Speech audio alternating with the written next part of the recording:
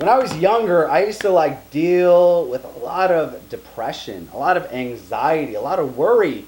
And I thought there was something wrong with me. I mean, literally for a big part of my life, I was in my head. I was considered an overthinker. I would overthink like the worst case scenarios, very negative, toxic mindset. And for many years, I thought that this was my default. This is the way I have to be. So then I got into experimenting with drugs and excessively drinking alcohol and trying to shut this crazy overthinking mind down. But that didn't work because once the drugs and alcohol wore off, I was back into this crazy, chaotic tornado of thoughts. And it wasn't until I realized that instead of having a band-aid to temporarily solve the problem, I need to heal it down to the roots, get to the bottom of things. And that's when I realized the importance of working on yourself, the importance of understanding what your thoughts are, what reality is, what is true, what is false, what is a story. And once I started to understand that, my whole life changed because I realized that I am not my thoughts. I am something far greater than that, and so are you, right? It's like the analogy of a lake. So if you look at a lake, it's this big body of water. On the top of the lake, there's calmness, there's turbulence, there's waves, there's rains, there's just all types of chaos going up at the top of the lake, but at the bottom, it's peaceful and serene and calm. And that is you at your core. You are a peaceful, calm person. But it's your mind that creates a tornado of thoughts and it makes you overthink. And one important quote that changed my life was by a wise man named Rumi, and he said to protect yourself from your own thoughts, right? Your mind is this sacred enclosure that only you allow what goes into it. So if I allow happy, peaceful, kind thoughts, loving, just appreciation, then that's how I'm going to operate, right? So if I allow a toxic, pollution, all that stuff to get into my mind, then that's the way I see the world, right? So I'm going to share a few practices that really helped me, got me from numbing myself with drugs and alcohol, got me to be happy, inspired, and peaceful, and now this is my default, right? So if a shy, overweight, depressed kid can do it, so can you, right? Because it's just something that I've learned to do. It's a daily discipline, right? It's some active practices that I do that just really changed my life. And I'll share like the top 3 with you, right? Just really, these 3 things are just going to be a game changer for giving you happiness, peace of mind, making life a heaven instead of a hell. So number 1, you want to focus on some type of mindfulness. Okay, for me, I meditate. So meditate, is that like a religious term? Like sometimes I don't even like to use that word because people all of a sudden their beliefs are put to the test. Well, my religion doesn't allow me to meditate. Well, meditation is not a religion. It's not a religious practice. It's a psychological practice. Okay, so I have a master's in psychology and I do research. I understand the science behind meditation and it's very, very good for you. In fact, I would say in the next 20 or 30 years, meditation is going to be like brushing teeth. So many people are going to do it because there's so many advantages to it. So I have found that there is no one way to meditate. I just call it mindfulness or taking some me time. Take some me time. Take some time to just sit in your thoughts, to sit in silence, to be in a place where you are just observing everything and not judging it, okay? So I take 20 minutes a day, and in those 20 minutes, I'll do 3 things. Number 1, I'll just take a nap, okay? I will lie there and take a 20-minute nap. That is my meditation. Sometimes I will just stare at the ceiling, sit there in silence, listening to some music, and just stare at the ceiling, observing my thoughts. Other times, I will get into a legit meditation. My eyes are closed, I'm sitting there present, and I'm just observing my thoughts. I'm observing all the stories in my mind, okay?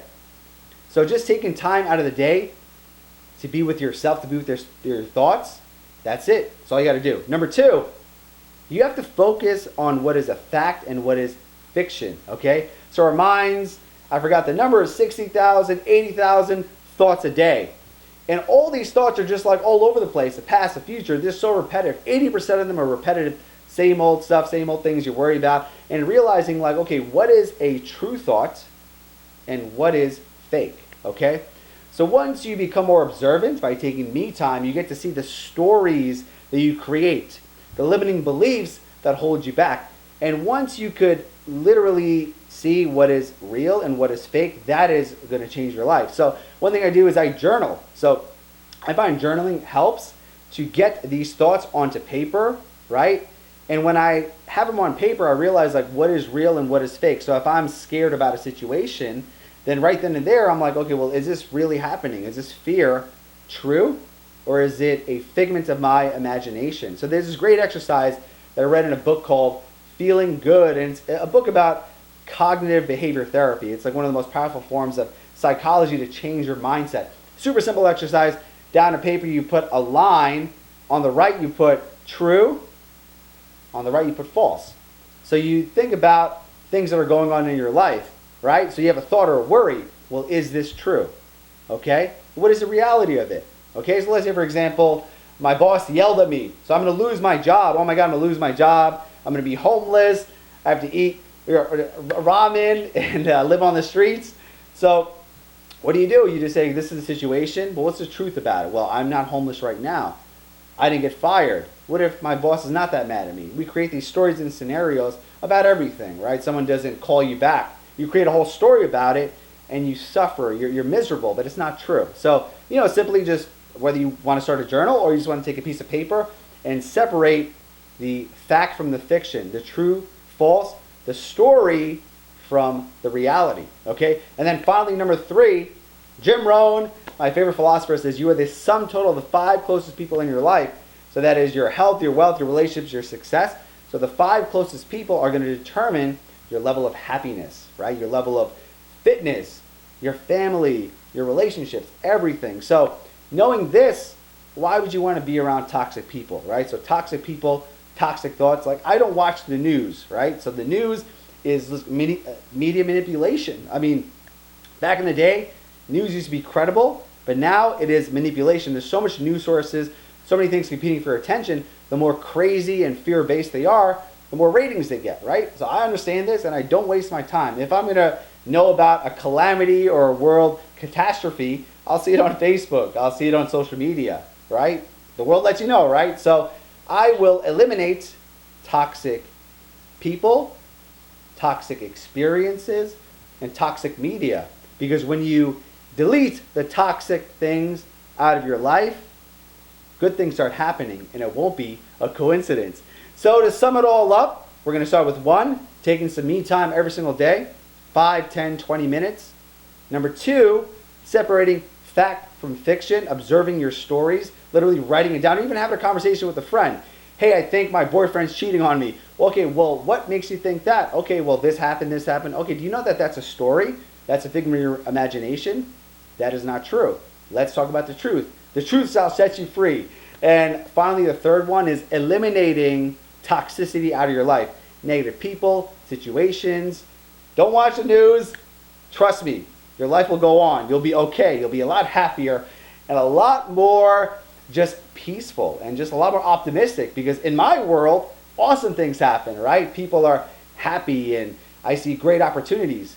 Sure, there's evil in the world, but I just tune that out, right? Because whatever you put your attention on, that grows, that becomes your focus. So if I do not put my attention on negativity, then that just disappears. Why would I want to live in a fearless state? Why not have a beautiful, blissful, happy, inspired, peaceful life? Because that's all that matters, right? So hope you got some value from this video, and I will guarantee if you just start taking these 3 steps and adding them to your daily practice, amazing things will happen.